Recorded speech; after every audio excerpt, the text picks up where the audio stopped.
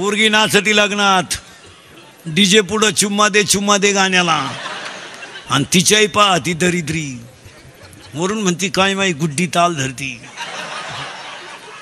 तुझी गुड्डी जाऊ एखादा गड्ड्या घेऊन पळून जाईन तो कळन तुला. फटकावली पाहिजे धरून. 12वीला पहिल्या आलेल्या मुलीला 99.6 मार्क आहेत. क्वालिटी आहे का काय? आणि आपली गुड्डी 6 तास अभ्यास करते रोज.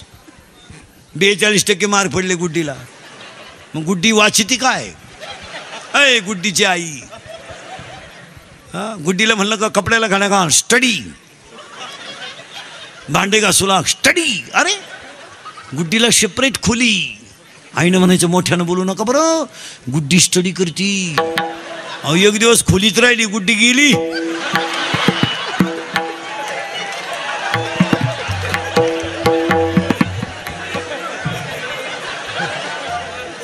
भूगोलाचा पेपर सुटला आणि पृथ्वीच फिरली, गुड्डीच गेली.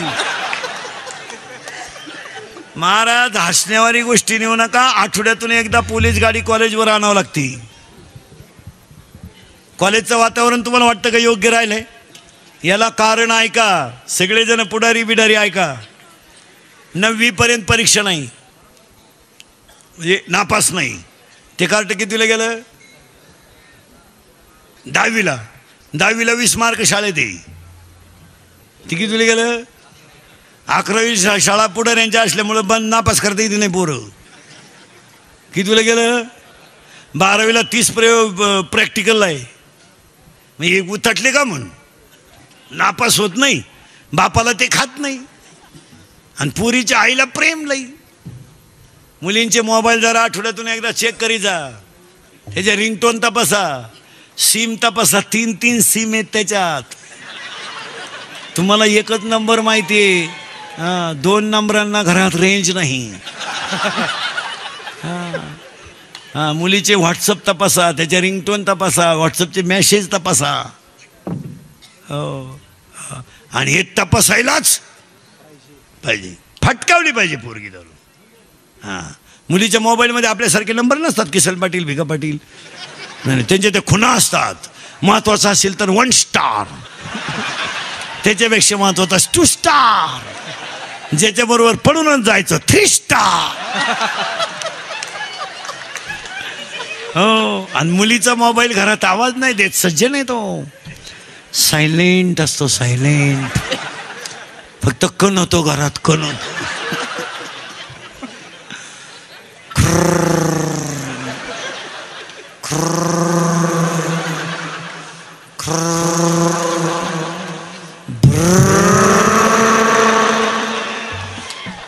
तिचा बाप म्हणला ती,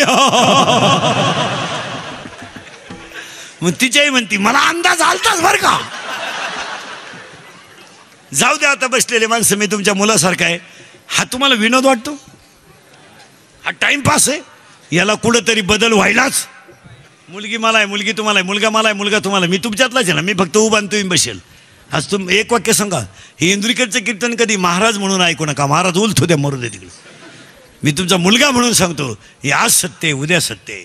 आज आपल्या माणसाला पण थोडंफार जर बोललं नाही, संपलं जग. जमिनीचे बाजार वाढले, बहिणीने भावावर दावा लावला. कोण राहिलं तुमचं? कोण राहिलं? कोण बोला. हे मित्र वाटतं तुमच्या मागायचे हिंडत त्यात ना. हे फक्त तुम्ही पाजिता म्हणून हिंडा. त्या पाजू नका, हे मौतीला सुद्धा येणार नाही. लोक आहेत, उमेदवार फॉर्म भरायला अख्खं गाव, प्रचाराला अख्खं गाव. उमेदवार पडला, एकटा घरी आला, कार्यकर्तेच गायब झाली. जगाला काही घेणं नाही महाराज. गावठी भाषे सांगू, भुईमुगाच्या शंका दान आहे तर त्याचा मुक्काम पोत्यात आहे. तुमचा खिसा गरम आहे तवर हे जग आहे. आणि हे मित्र जे आहेत ना, हे फक्त तुमच्या इस्टेटीला गिराईक लागेपर्यंत आहे. एकदा तुमची आखी इकली ना, ही नालायका मौतीला सुद्धा येणार नाही. जगाला काय घेणं नाही महाराज. सगळं अयोध्या रडत होती, मग कोणी म्हणलं का रामाला वनवासाला जाताना आम्ही जातो? म्हणलं उलटे पुसून द्यायला आले गावाच्या बाहेर. वा, आदर्श पोरगा आहे, जाय भाऊ. हो महाराज, फक्त महाराज राम वनवासाला गेल्याचं दुःख फक्त 2च माणसांना झालं. एक कौशल्याला आणि एक दशरथाला. काय अयोध्येला दुःख झालं? तात्पुरती अयोध्या तेवढी म्हणली, बाबा सगळे रडले. मग बरं नाही गेले 5 जण संघ. ही भामटेगिरी आहे. एखाद्याची बायको तो एखाद्या बाईचा नवरा तरुणपणात मरू द्या बरं, केवढं ना बोंबलं ती बाई. देवान तुझी रांडरणकीन झाली मेल्यानं मला का न्यालन, त्यांना काला न्यालन, मला काला ठुलं. मग आता माझ्या जगण्यात काय मजा राहिली, मी जगून तरी काय करू. नवरा मेला का नवरा जळत असताना ती आगी वडी आणि 2-4 बाया तिला मागं वडी द्या. थोडी जाळा जवळ नाही आणि ढिल्ली करा बरं, अशी ढिल्ली करायची.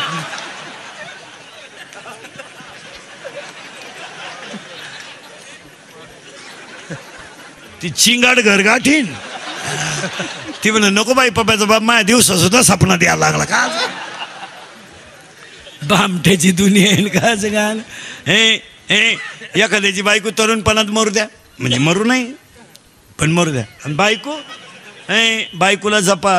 आता हे लग्न बायको मिळणार नाही. आता हे लग्न न झालेले जे आहेत ना, तुम्ही आता नवर देऊ ना म्हणा, तुम्ही तो नाच जवळजवळ सोडूनच द्या. आता तुम्ही आता असंच मोबाईलच्या स्क्रीनला कोणता तरी फोटो ठेवा, बायको नाही मिळणार. तुम्ही आता असेच बजाव. सुनू तुझा माझ्यावर भरोसा नाही का. सुनूचा आहे पण तुझ्या बापाचा नाही ना तुझ्यावर. बायको नाही मिळणार. का नाही मिळणार उत्तर सांगतो ना. तहसीलदार कोण आहे? मुलगी. प्रांत मुलगी, कलेक्टर मुलगी, आमदार मुलगी, खासदार मुलगी, राष्ट्रपती मुलगी, सगळ्या कंपन्यांचे मॅनेजर मुली. आता टोल नाक्यावर सुद्धा हिशोबाला कोण आहे? मुली. मग आता मुलगी तहसीलदार आहे म्हणल्यावर तिला 1.5 लाख पेमेंट आहे 7व्या आयोगानं. तिला 90% मार्क आहे. मग तिला 95% नवर देऊ नको. तुम्हाच्यापैकी कोणाला 95 येतं? बॉटवर कर, एका मिनिटात बायको देतो मी तुला, एका मिनिटात. मला उतरून सुद्धा देऊ नको, लगेच बायको घे. मग आता तुम्ही 48ची अगरबत्ती कुठं लावतो? तुम्ही असेच आता बायका नाही मिळणार तुम्हाला. आता लग्न न झालेल्या पोरांना एकच पर्याय आहे, मामाची मामीची पूजा. आता मामाच आपला पांडुरंग आणि मामीच आपली रुक्मिणी. बायको नाही मिळणार तुम्हाला. तुझ्या मामाला मुलगी आहे का? तो लहान लहान हात बांधेल. मामाला मुलगी आहे का? आहे. किती आहे? 1, 3, 2 आहे का? आणि तुम्ही भाऊकीचं नाही 3 आहे का? 1 मेला. तुझ्या मागचा तुझ्या मामाला मुलगी आहे का? नाही का? मामाचंच लगीन झालं नाही.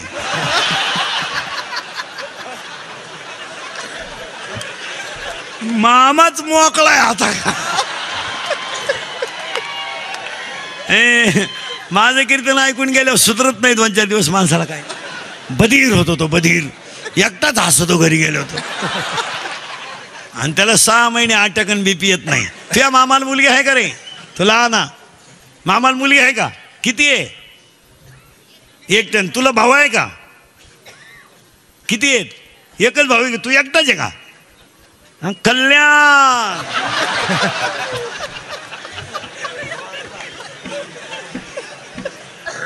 नशिबाने रे भाऊ, नशीब नाही तर बायको.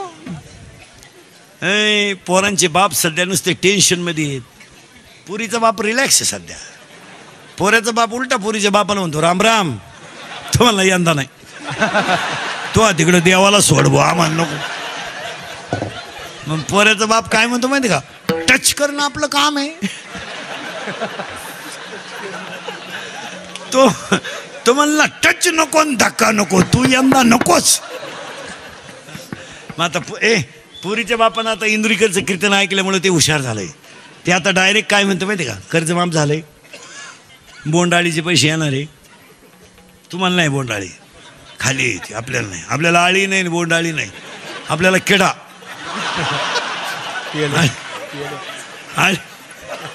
आळी नाही, बोंडाळी नाही. पैसे येणार आहे. रिलॅक्स. मग तो म्हणला पुढच्या वर्षी करू. नवरदेवाचा बाप काय म्हणतो माहिती का? आता थांबतो. मग तो म्हणला थांबू नका, तुमचं चालू द्या. मग आता पोरीचा बाप हुशार झालाय. तो आता डायरेक्ट काय म्हणतो माहिती का? मी असा आहे भाऊ, मोकळा. पोऱ्याचा बाप म्हणला अख्खा आपलं. ह्या 2-3 वर्षात जेवढे लग्न झालेत ना, टोटल लग्नाचा खर्च आता पोऱ्याचा बाप करतोय. आला आला.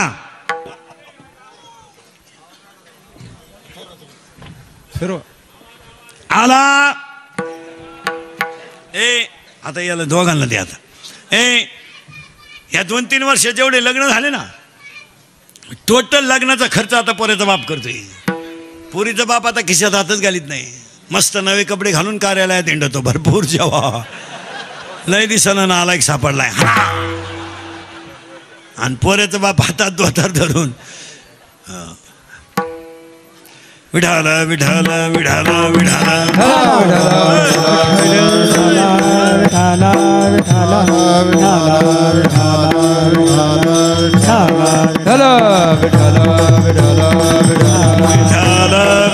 घाला घाला तिथंच तिथंच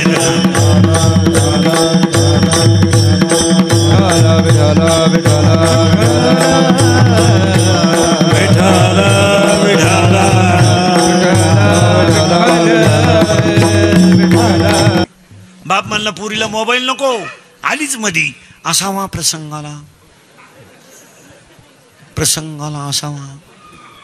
आला प्रसंग.